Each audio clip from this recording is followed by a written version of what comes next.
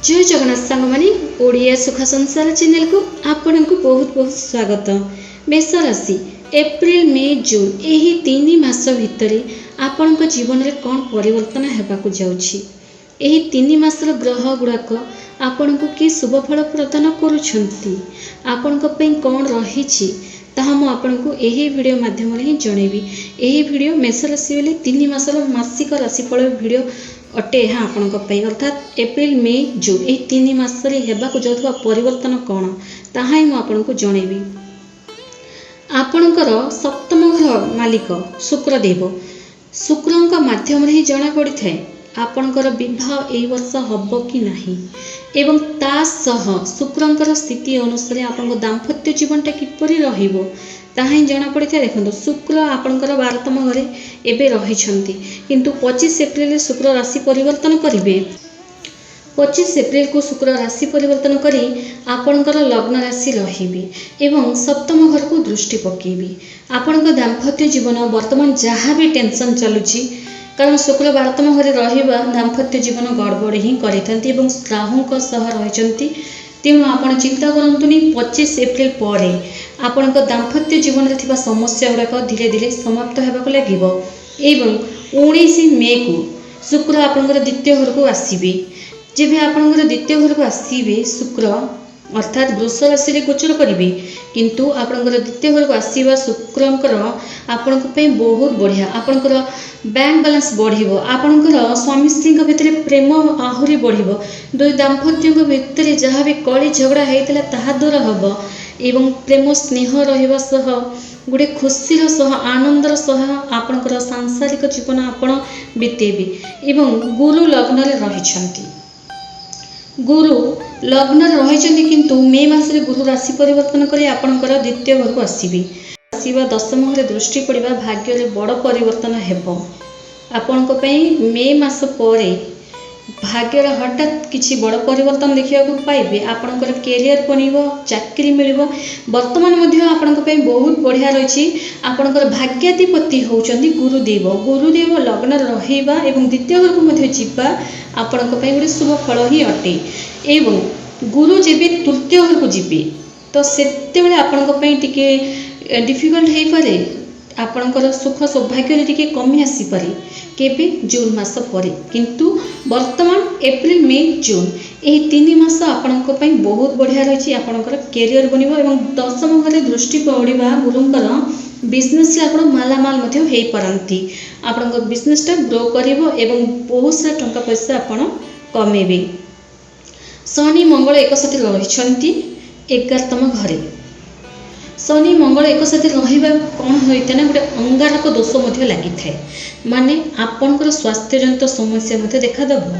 आपन को हठात चिड़चिड़ापन मध्ये देखा दे पारे किंतु चिंता करंतुनी मंगल मध्ये राशि परिवर्तन करिवे। जेबे मंगल राशि परिवर्तन करि जिबे तो आपन को पई भल रहिछि।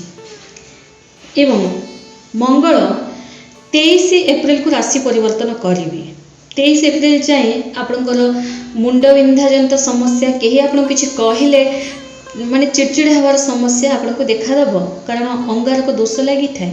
शनि मंगल एक साथ रहिबा 23 एप्रिल परे आपणकर स्वास्थ्य रे एति किछि समस्या देखिबा को आपण पाइबे नाही। एवं ता आगुरु अर्थात 23 एप्रिल आगुरु आपण को पेट जनित समस्या मध्ये देखा दे पारे फ्रेंड्स। तेणु टिके जागृत एवं निज भितर टिके जिद्दी गुण को मध्य कंट्रोल कर चलवा आवश्यक। 14 एप्रिल रु 15 मे भितर सूर्य लग्न रे रहिबे।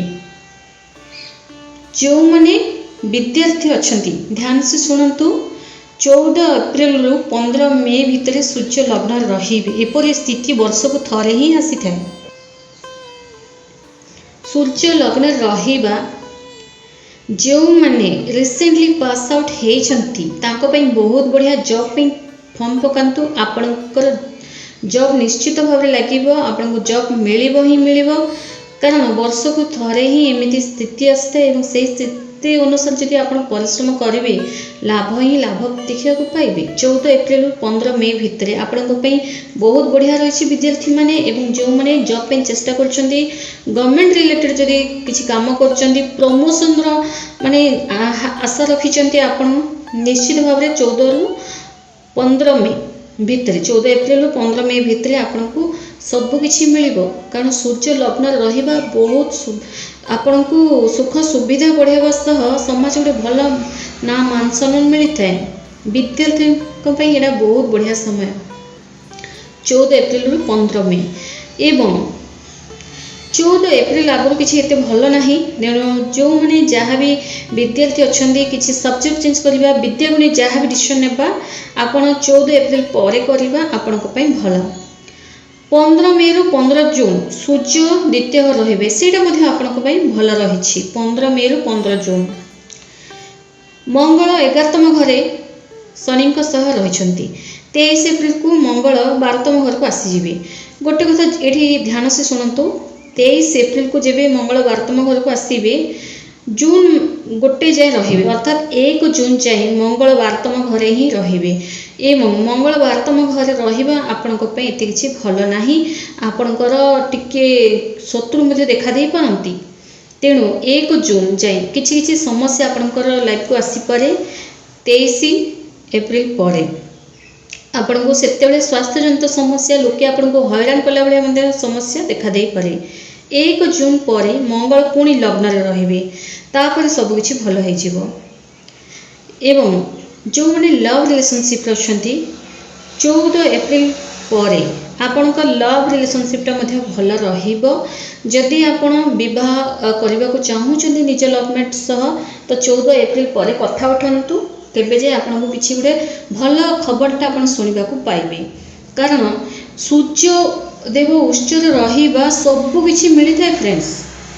स्वास्थ्य किसी ग्रह जो असुविधा देखादेले इे कामटा आपे आपे बनवा लगी था। एवं आपण 14 एप्रिल रु 15 मे बहुत बढ़िया रही। 15 मे रु 15 जून आपण बढ़िया रही। तेणु आपणकर जहाँ भी काम अच्छी यही एप्रिल मे जून 3 मास भितर सारे को चेष्टा करूँ फ्रेंड्स। जहाँ किसी करने को चाहूँगी बिजनेस करने को चाहूँगी तो करूँ। यही समय आपण गोटे गोल्डन समय अटे। एवं जहाँ बाकी रही आपण स्वास्थ्य को टिके जुगी चाह चलने ही पड़ो। आपण को योगा एक्सरसाइज कर निजक सब फिट रखा ही पड़ो। एवं बाकी जो शत्रु मैंने आपणकर किसी सिक्रेट कथा निज भितर ही सीमित रखा ही आपण भल, तेबे जे आपण शत्रु कबल रक्षा पाई पारे। कमेंट से जय जगन्नाथ निहाती लिखंतु। धन्यवाद।